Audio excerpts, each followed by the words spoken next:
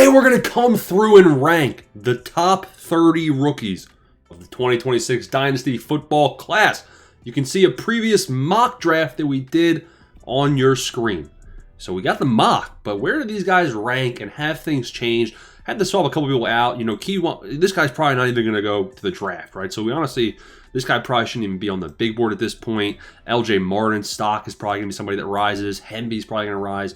Today we go through, and I'm going to break down the profile of all of these rookies coming off for the 2026 season.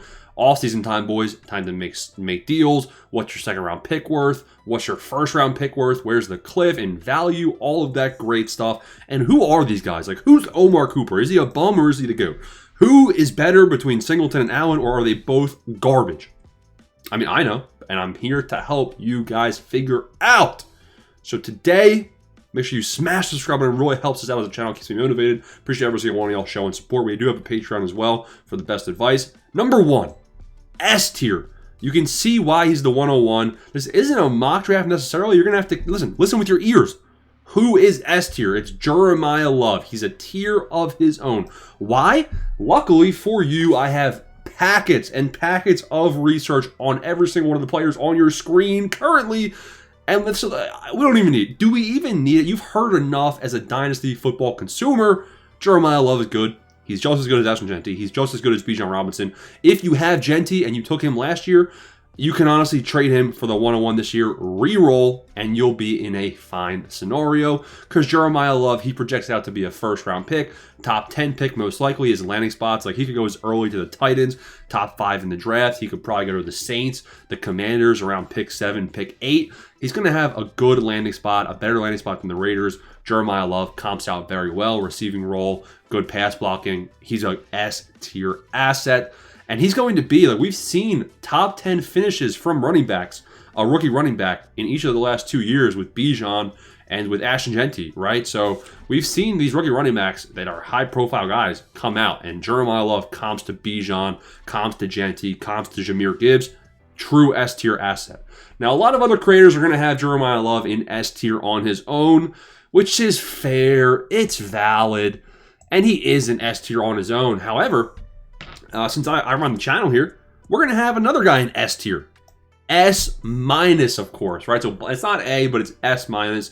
It's Jordan Tyson. So we're switching from running back here, and let's just break it down real quick. Newsflash, that's the only good running back in the draft. We'll get into it. But Jordan Tyson, 6'1", 195 pounds. This guy comps out to JSN, Drake London, CeeDee Lamb a lot. He can be very good. Like, he's in that same tier of athleticism. The problem is, like, he produces when healthy. Shoulder injury, missed half the year. Tore his, whatever leg ligament, misses the entire season coming. This guy cannot stay on the field to do the one important thing you're drafting him to, play football. Now, there's been a lot of momentum recently about Carnell Tate potentially going top 5 in the draft and whether he's the first receiver off the board comparatively to Tyson. To that, I say, I don't really care. Like, we're going to get a lot of clarity come combine time when if NFL teams, they could just give Jordan Tyson a physical, clear him, and you're good to go, right? Like, no more worries about the health. I am concerned about the health very much. So he is somebody that I am scared of taking, but I do think he is the clear second pick in rookie redrafts, and I do think he is deserving of the S- classification for the purposes of this video. Carnell Tate comes in here at 3rd in this rookie mock, and to be honest, he's not going to be joining fellow receiver Tyson. I'm going to bump him down to the first guy in A tier. Now, you might be asking why. Carnell Tate is good at everything, but is excellent at almost nothing. I think he has very good body control. He's a big guy, man. 6'3", 195 pounds. Reminds me of George Pickens, the way he plays with his body control, like we just mentioned. He had a breakout season in 2025. He's always been buried. You had Ibuka there with him. You have, obviously, the top 5 pick of 2027 with Jeremiah Smith coming out of Ohio State as well. So he's been buried on the depth chart for a couple of seasons. Breakout season. 9 touchdowns, 850 receiving yards. And I think, man, listen, when you hear Ohio State receiver, you'd be a fool. Even though he's not as good as the guys he was buried behind, like JSN, Jeremiah Smith. He's not as good as those guys, prospect-wise or production-wise. But, you got to be a blind man to not want to take. In fact, let's just, what we're going to do? Can I do this? I was going to, okay, it's pretty funny. We're going to black out the name here. I could care less. All I need to see is wide receiver Ohio State, and I am sold. But for real, though, this guy is someone that's going to be a next-level asset. If he gets bumped up to the second pick over Tyson, like the only upside case I see for that is Tyson. If you're concerned with his health and you want to bump up Tate, sure, I see it. Otherwise, Tyson just has way more upside in my eyes when healthy. So if Carnell Tate does go before Tyson in the draft, it's going to be interesting to see how things shake out here, between these two players. Those are the top three. We have S tier, S minus, and A. That's going to conclude it, man. Like in A tier, that's it. Now we are going to have an A minus tier. And actually, you know what? Scratch that. We're going to put Makai Lemon right next to the boy Carnell Tate. Just because a lot of people like this guy. And honestly, he's closer to A minus for me than A tier. Why? I still am worried about the size of Makai Lemon, right? So you can say that, you can argue he's projected to have first round draft capital. He might be a mid-late first round guy. He's 5'11", 190 pounds, and slow. Like the combination of those things doesn't excite me too much. He's more of a slot player as well. 70% of the time in the slot, 30% out wide. A lot of the things we've been hearing recently are comping him to Amon-Ra St. Brown. Listen, man, Amon-Ra St. Brown is truly a one-on-one type guy. I do think, Makai Lemon, slot guys can actually be pretty solid in PPR type formats. You can argue, he's going to have more volume. And I agree. So Makai Lemon, he is A minus for me. I just worry about he's undersized. Now he produced, man. And most recently, almost 1,200 yards, 11 TDs. Ball hog type of player. A lot of time in the motion, a lot of time in jet sweep utilization in college. Good play, good against zone, decent against man coverage. He's undersized and slow. Let's see how he plays at the combine. Let's see the draft capital. Let's say he goes late round one. Like I'd rather have Makai Lemon with who's a good quarterback with Trevor Lawrence. I mean, crowded situation, right? So obviously I wouldn't want him. But you want him with a guy like Matt Stafford, who's a vet who knows how to throw the football, versus Carnell Tate on the Browns with Dylan Gabriel at QB. Obviously it's Shador, but I'm not ready to crown Shador the prince just yet. So that's my top four, and that's where we're going to conclude things. It ends at A minus, and now I'm going to drop all the way down straight to B tier. B tier for me is going to be a couple players. Mendoza will be the first guy in B tier. I don't like it. Like, Matthew Stafford was just MVP, and Matthew Stafford was decent. He was good in fantasy, but not great because he lacked rushing upside. Fernando Mendoza is not going to give us rushing upside. As good as he is, as accurate as he is, sure, he's average. I think he's an average one-of-one selection. People are comping him to Trevor Lawrence. Trevor Lawrence just averaged one rushing touchdown every single 2 games. And Trevor Lawrence had sneaky rushing upside this year, comparable in terms of throwing maybe. But there's just a lot better previous prospects, in previous year's drafts than Mendoza for the one-on-one selection. But, he is going to have the draft capital. He's going to be on the Raiders. Like, I'm not excited because the O-line is going to get him killed. But we'll throw him here in B tier. Next up in B tier, I'm going to put Big Riser. This is when I'm recording this, the game is coming up. The game is tonight. Mendoza and more. Maybe I'm just hyped to see this game. But people are starting to get me excited that maybe Dante Moore is not a sack of potatoes in the pocket. Maybe Dante Moore, can hit him with the Heisman pose one time. Maybe this guy can have a 250, 300-yard rushing upside in his arsenal to go along with decent passing. Now, we don't even know if this guy's going to declare. If Indiana beats Oregon tonight, which you guys already know, this guy could run it back. I don't know. Is he even going to declare for the draft? He'd have to know something that he'd be going top 5. Is he going to the Jets with a number 2 selection? Do you want to take a Jets quarterback? Not great rushing upside. Well, you can see I'm kind of excited about these top 4 guys. I can see them producing. These guys right here just seem like Jared Goff. I'm not excited. It's okay. You can stream them. They're decent quarterback options, good depth options. Next name we're going to take a look at. We're going to skip Sadiq right here for a second. I do like having him mocked actually, top 8 in my selections.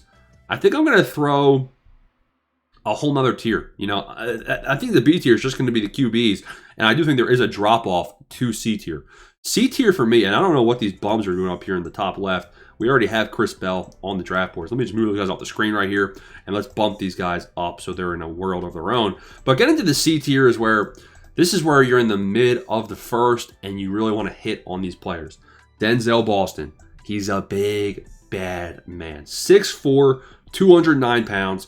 Comps out to, big body receivers. Ted McMillan, think of him. Quentin Johnston, the big Q. T. Higgins, and N'Keal Harry.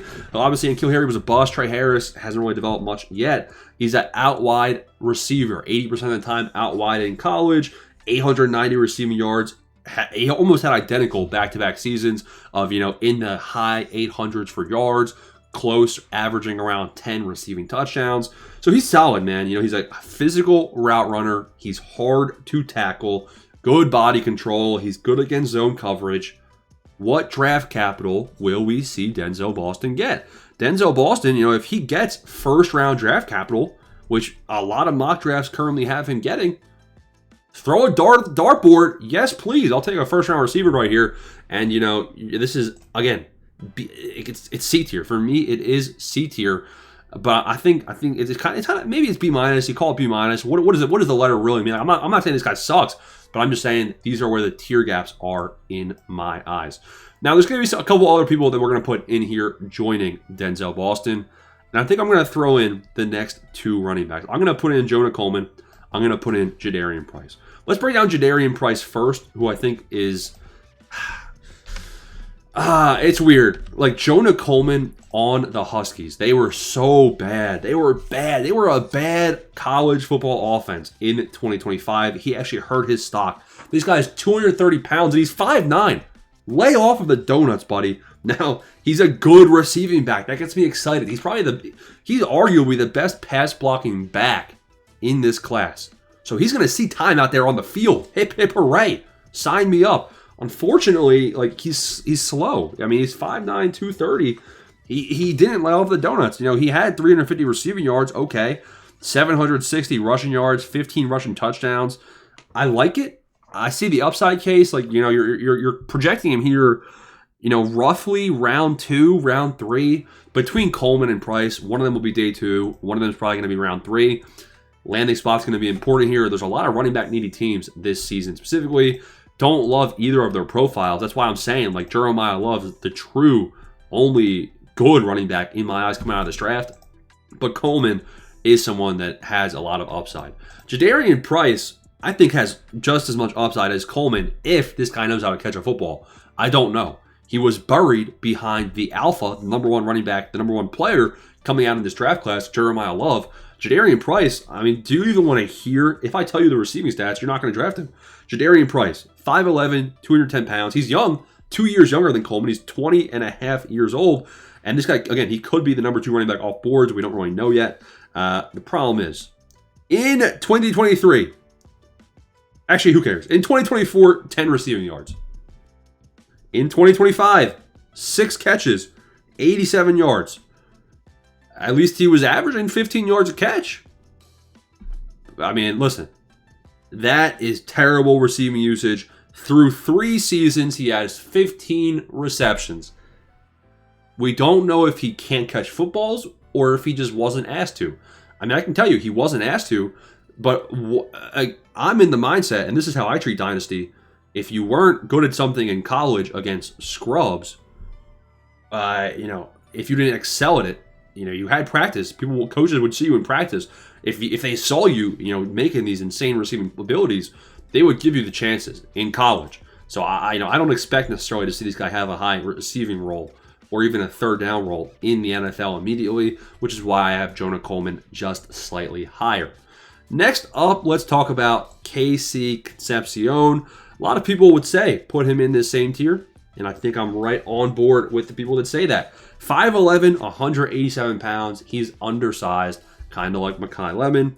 He comps out to Rashad Bateman, Chamere DK, Kayshon Boutte. This guy's less of a slot guy, only 40-60 split rather than 70-30 for Makai Lemon. So he is out there, out wide, making some actual plays. We're going to have to see what kind of draft capital KC Concepcion gets. Because listen, people can also argue he could get first-round draft capital. And first-round draft receivers, I don't care. Comparatively to years past, is Concepcion the best prospect of all time? No. But if you're getting first round capital, you're going to have a chance at volume, at opportunity in the NFL. I have questions about his physicality, being an undersized wide receiver. Will he be able to compete at the highest level? He's a good route runner. He's versatile. He's fast. He should run a sub 4.45 at the combine, which could help his draft stock. 900 receiving yards, 9 TDs in 2025. He also had a good season in 2023, up over 800 yards and 10 touchdowns back then. Kind of a down year in 2024. But I do think Concepcion, with the draft capital, is someone that should be high up in rankings. Now we're going to let's go to the next tier. Next tier, you know what? Let's keep Sadiq actually in this tier. The reason being, Sadiq, if I'm going to have him up here as a top 8 pick in some of these mocks, I got to keep him where he is. He's probably the most, there's Eli Stowers. I've been seeing mock drafts that Eli Stowers could actually be taken earlier in the NFL draft than Sadiq. And you do have Stowers. I think he won, actually, the best tight end in college football award. Sadiq is more athletic in my eyes. Sadiq produced. Both of these guys produced. Both of these guys are solid. I think Sadiq is the guy to go for as the number 1 tight end coming out of this class. And if you're in a tight end premium format, I see just as much upside in Sadiq as I do see in these other players. So we have S tier, S minus, again, Carnell Tate. Let's head to the next tier, which I believe is going to be categorized as D tier. D tier, Elijah Surratt deserves to be in D tier. Elijah Surratt is most likely going to have day 2 draft capital. I don't really see this guy going in round 1. This guy is slow as a snail. This guy is 6'2", 209 pounds. He's also a little bit older. He's 23 years old, not necessarily the youngest chicken in the coop. Good physicality, great lateral quickness, a lot of basic routes, so his route running isn't the best in my eyes. 1,000 receiving yards and 6 TDs here. Great season paired with the number 1 pick in the draft of Mendoza, Elijah Surratt. Depending on the landing spot, goes to a good situation. I could see him competing as the number 2 job. Will he ever be a number 1 guy? Bit too slow for my eyes. I don't know how much volume he's going to get. Can he break? He's not going to break away after catching the football, so that is a concern of mine, but we're going to leave him where he is. Let's go. Oh no, we just and we're back. We almost just blew up the entire server. Jadarian Price, we already covered him. Notre Dame.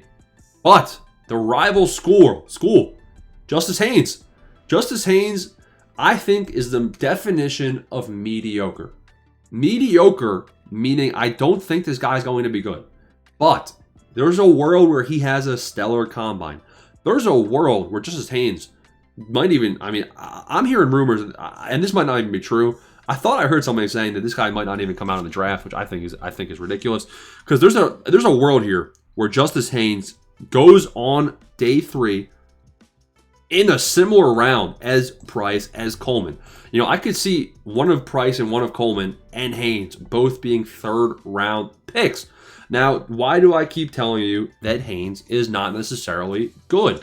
I think this guy is mediocre, but I think he deserves to be ranked here just because of how weak the running back class is, and there are running back needy teams in the league. Somebody needs a running back, and Haynes, he's 5'11", he's 210. He had 850 rushing yards, 10 touchdowns. It's all right. Receiving wise, absolutely nothing. In 3 seasons, 30 receptions and 140 receiving yards in the past 2 seasons. Total 50 receiving yards in 2025 as the lead back. I think Justice Haynes, I don't even think this guy got many opportunities. In his first year as the starter, I think he only played 7 games this season. So maybe, just maybe, we see somebody give him a bigger chance at the next level. But it's similar thinking to Price. If I haven't seen it, it's almost like years to wow me. I'm not wowed. Fool me once, I'm staying off of him. So that's where I'm going to be ranking Mr. Surratt and Justice Haynes. Let's go down and jump to another tier. I'm going to put Chris Brazell. I'm going to put Ty Simpson. And I'm going to do something that people are not going to like here. I'm going to throw Chris Bell in this tier as well. I'm going to call this high upside. The reason being, Chris Bell is broken in a good way and a real life way. He's hurt, and it hurt his draft stock. Chris Bell was being comped as someone that is maybe just as good as Jordan Tyson and someone that could be the first receiver taken in the first round. Like, he was mid or early first round draft capital projected. Bam, injured, tears his ACL. We're not even going to see him at the combine. This guy should still get decent capital. Like, there's going to be a team that drafts this guy on day 2, if not early day 3. Like, I think this guy's probably going to be a second round pick here. And I'm betting on the athleticism. It has nothing, like, this guy is only, it's going to be a discount. You're getting somebody that could have easily been a mid-first round rookie pick at, the end of the first round or even the second round in your rookie redraft. I'll take that. Compared to some of the other players here, I'm fine taking that chance. Ty Simpson. This guy probably shouldn't have declared for the draft. He did. It's not a great quarterback class. I don't know if Ty Simpson is the answer. I don't know if this guy's the future. Had a terrible final game to get eliminated with the Alabama. But potential streamable option in a Superflex format. This is going to be somebody that people are going to be taking. And just the fact he's an Alabama quarterback, he's going to be getting, a lot of visibility, a lot of attention, and people will be taking him. Chris Brazell, 6 foot, 185 pounds, and he produced 1,000 receiving yards and 9 touchdowns. He's almost exclusively on the outside. He's not a slot wide receiver type guy. Good downfield ball tracking, and he's very good at contested catches, so I'm going to keep these guys in a grouping of themselves. Now is what I would like to call the upside tier, and we can just go super quick now on these final couple of tiers. There's only 3 more tiers left to go. Emmett Johnson, people are big on this guy. Like, everyone's commenting, Emmett Johnson's actually the GOAT. 5'11", 200 pounds. See, what I have here is that he's not great with ball carrier vision. Good usage. He's pretty solid at pass protection, actually, with decent receiving skills as well. So it's kind of similar to Caleb Johnson, where he saw some production, but the profile isn't great athletically. He did have 370 receiving yards and 1,400 rushing yards. So that was a stellar 2025 season for sure. Was the competition great? No. I think Emmett Johnson is someone that is underrated. You can see I bumped him up. He's an early round 2 level pick in my board. Again, starter of E tier. Omar Cooper, Jeremy Bernard. These guys both look like they both look not great. Like, think back to the second round in 2025. Trey Harris, Jaden Higgins, which Jaden Higgins actually I think is a stud receiver. I think Jaden Higgins is going to develop. I've been big on that guy from the beginning here. But I'm just not convinced. Omar Cooper, he's 6 foot, he's 204 pounds. His ceiling is kind of like Stephon Diggs, Hunter Renfrow type guy. He's a slot receiver. He's got very good hands. He's very good at catching the football.